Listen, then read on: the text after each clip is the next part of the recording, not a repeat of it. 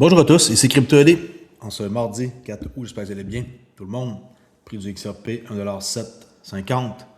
Et on va vous parler aujourd'hui de Mastercard qui viennent de finaliser l'acquisition de BVNK pour 1,8 milliard de dollars. Pour ceux qui ne le savent peut-être pas, BVNK est partenaire de Ripple depuis déjà un bon moment, utilisant Standard Custody and Trust, qui est la propriété de Ripple, pour détenir du RLUSD sur la carte Mastercard. Il y a plus de 3,5 milliards de détenteurs. Vous avez compris, pas millions, milliards de détenteurs de cartes qui viennent de potentiellement se rapprocher un peu plus de l'infrastructure des stablecoins de Ripple. Voyez-le comme ça. On va voir une vidéo ici de 1 minute 27 de John de chez Mastercard, qui est le chef technicien. Son rôle exactement, marqué ici en bas, le chef produit officer. Of BVNK. This is more than the completion of a transaction. It's a signal of where money movement is headed. A new payment paradigm is emerging, one where fiat, stablecoins, tokenized deposits, and other digital forms of value increasingly need to work together. In this multi-money world, the challenge is no longer creating more isolated rails, it's connecting them. Qui n'est pas de créer de nouveaux rails. Le défi, c'est de les connecter maintenant. BVNK brings stablecoins native, infrastructure, compliance, and deep expertise. Mastercard brings to the table global reach, trusted networks, security, and scale. Together, we will help customers move value more seamlessly across digital currencies, fiat currencies, and payment networks. The opportunity is not to bet on a single asset, on a single protocol or an ecosystem. It is to help create the infrastructure that makes them all mesh together. Because the future of money movement will be defined by the networks that connect them. OK, il n'y a pas de un heureux élu, là. Oubliez ça. On le sait tous, là. C'est de connecter plusieurs réseaux, mais dans une infrastructure. Okay, on est loin là, de dire XRP est l'heureux élu, là. C'est juste un joueur de plus parmi d'autres joueurs. Oui, on a le settlement, mais on est juste une autre partie importante, mais très importante, du système qui s'en vient. Okay? On n'est pas comme c'est XRP, puis les autres, c'est pas important, puis non. Okay? Arrêtez de penser qu'il y a juste XRP qui existe. That is what Mastercard and BVNK are building. A network for every form of money. OK? Un network avec plein de possibilités. OK? Fait que ça, c'est important de voir cette vidéo-là, parce que le monde, ils ont tendance à oublier que BNVK, c'était partenaire de Ripple. En parlant de Ripple, leur stablecoin, on peut voir qu'il est à 1,55 milliard de dollars. Et c'était créé fin 2024, en décembre, que ça avait commencé avec peu. Et là, on voit l'évolution. Okay? Tout le temps, regardez ça une fois de temps en temps pour voir. C'est sûr que c'est pas des gros chiffres, contrairement à Tether, mais ça va changer. Market cap total 2,23 trilliards de dollars. On est en baisse, contrairement à ce qu'on a déjà eu. Mais ça, c'est temporaire. Bitcoin toujours dominant, 57,1. Et on va aller voir tantôt, à la fin de la vidéo, qu'est-ce qui s'est passé avec une vidéo super cool de le hack sur le portefeuille Bitcoin.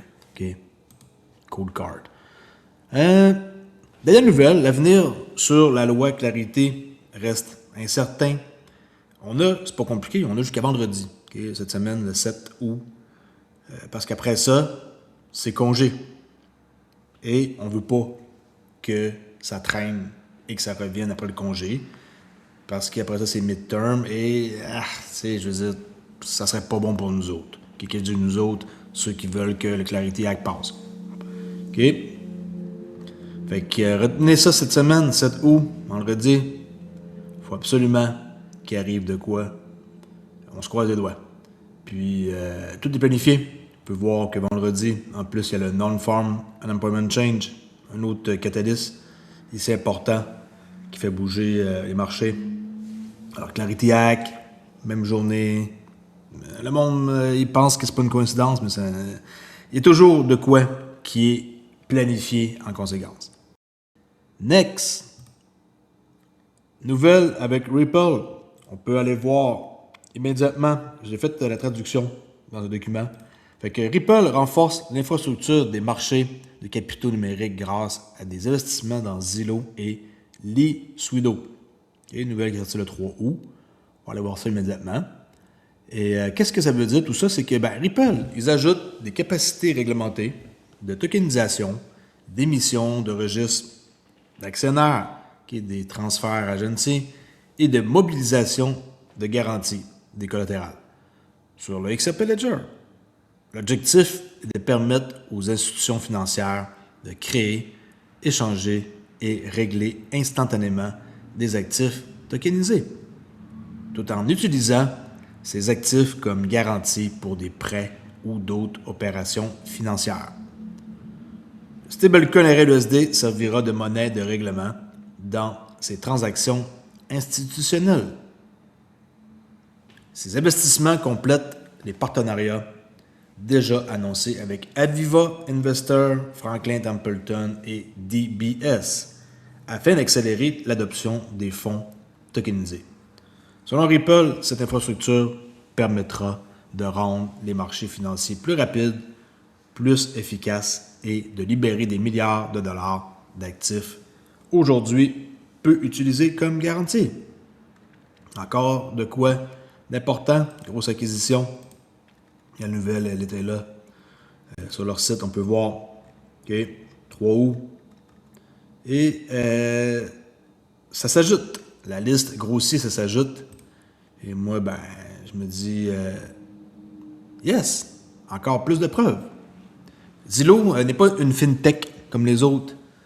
On peut voir que State Street, qui sont un très gros joueur, a investi dans Zillow lors de sa première levée de fonds. Et ils utilisent déjà cette technologie pour gérer leur activité comme agent de transfert au Royaume-Uni. State Street a enregistré un montant record de 57 900 milliards de dollars d'actifs sous conservation au deuxième trimestre. Là, ici, une vidéo. Puis, State Street, comparé, mettons, à Banque New York Mellon, JP Morgan, c'est des géants, regardez. Puis en passant, eux autres, ils manipulent le prix du Bitcoin non-stop, là. Mais ça, c'est une autre affaire. State Street, immense. Alors, Zillow, State Street, Ripple, Mastercard. Maintenant, comment on peut expliquer ça plus facilement? Je sais que le prix ne représente vraiment pas tout ce qu'on peut voir de plomberie qui se crée. Mais n'oubliez pas une chose. Pas parce que la plomberie est là que c'est utilisé encore. C'est comme ça qu'il faut le voir. Fait que ça, c'était une grosse nouvelle et une continuité avec des montants astronomiques. L'activité de trading de crypto-monnaies est en baisse, pas surprenant. Le volume quotidien des échanges sur les 44 plateformes d'échange au comptant suivi par Kaito a chuté d'environ 15 milliards de dollars la semaine dernière. Son niveau le plus bas de l'année. Cela représente une baisse de 70% par rapport au pic de janvier. À titre de comparaison, en février, le volume a dépassé les 100 milliards de dollars à 2 reprises. Par conséquent, le volume quotidien moyen a diminué de 50% depuis décembre 2025 pour atteindre 20 milliards de dollars, son niveau le plus bas de cette année. Parallèlement, le volume des échanges reste fortement concentré sur 6 échanges centralisés, qui représentent 60% de l'activité totale. Qu'on peut voir ici, c'est le BC. Puis que le monde, ils se font liquider, fait qu'il y a moins de transactions, il y a moins de trading et tout. Compréhensible, on n'est pas dans un bon moment. Et tout est down, incluant XRP. Bon, on va voir un peu Cold Card pour checker qu'est-ce qui s'est passé. Et à date, il y a à peu près 130 millions de dollars qui a été hacké. Puis, ça représente environ 7700 adresses. Il y a une vidéo qui a été faite pour vous démontrer à quel point que ça a été de quoi d'exceptionnel, mais pensez pas que les autres technologies dans lesquelles que vous êtes, comme Descent, ça va vous arriver. Okay? C'est pas pantoute du tout le même cas. Regardez bien ça. C'est une visualisation que quelqu'un a faite pour vous montrer l'ampleur et la complexité aussi du système. Is protected by a seed phrase, a list of words that acts like the master key to the wallet. If someone discovers that phrase, they can take control of the Bitcoin inside. So, what stops an attacker from simply guessing it? The answer is the number of possible seed phrases. A properly configured Bitcoin wallet chooses its seed from an incomprehensibly enormous pool. The larger and less predictable that pool is, the harder it is for an attacker to search. This is where randomness matters. The wallet needs a reliable source of randomness so that no one can predict which seed it will choose. But in affected Coldcard firmware, a bug caused the wallet to use a more predictable software generator. The seed phrases still looked random to their owners, but they were being selected from a much smaller set of possibilities. To understand how much smaller, let's turn those possibilities into something we can compare. We will let one atom represent one potential Bitcoin seed phrase. Somewhere in the full collection is one key atom, the seed that unlocks the wallet. We begin with a single atom, representing a single possible seed. Now zoom out to a protein. A protein contains about 2 to the power of 10 atoms. If this were the entire pool, a computer could test every possibility and find the key atom almost instantly. Zoom out again to a large virus, containing about 2 to the power of 30 atoms. In our simplified model, every potential Bitcoin seed phrase created by the affected Coldcard firmware fits inside this virus as atoms. A computer could search that full set in about 3 hours. That may sound enormous, but how does it compare with the search pool of a correctly generated 24-word Bitcoin seed phrase? Would it fill a grain of sand? A grain contains about 2 to the power of 60 atoms, not even close. What about Jupiter? At roughly 2 to the power of 180 atoms, it is still nowhere near large enough. The entire Milky Way contains roughly 2 to the power of 225 atoms. Surely that must be enough. Not quite. A properly generated seed has 2 to the power of 256 possibilities. To represent every one of those possibilities with an atom, we would need about 2 billion galaxies the size of the Milky Way. To hack a properly configured Bitcoin wallet, an attacker would need to find one specific atom hidden somewhere across those 2 billion galaxies. That is the scale of the Coldcard bug. It reduced the challenge from finding one atom across 2 billion galaxies to finding one atom inside a large virus. Le bug qu'ils ont eu, ben, est-ce qu'il va y avoir des remboursements? Je crois pas. Avec qu'est-ce que j'ai pu voir à date. Mais, bon, ils aident les gens là, à mouver comme leur asset ailleurs, mais il est trop tard, le mal est fait. Puis, c'est quand même assez surprenant pareil de voir qu'il y avait un bug, que ça n'a pas été découvert avant ça. Incroyable. C'est plate. Il y a du monde qui a perdu beaucoup d'argent. Puis il y a un Canadien qui a perdu 1,6 million. Un gars à Toronto. C'est un entrepreneur, mais il dit que lui, bon, il est déjà comme successful comme entrepreneur et qu'il va s'en refaire. Là, mais quand même, même s'est porté plainte à la police. Qu'est-ce que vous voulez qu'il fasse?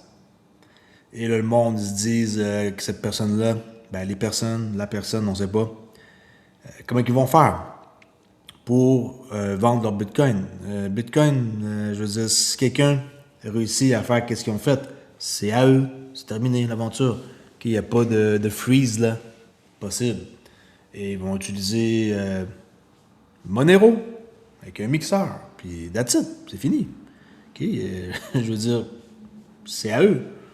C'est pas récupérable. Okay? Alors, soyez conscients de ce que vous faites, la façon que vous manipulez votre crypto et tout. Toujours des risques. Et il faut tout le temps prendre le plus de précautions possible.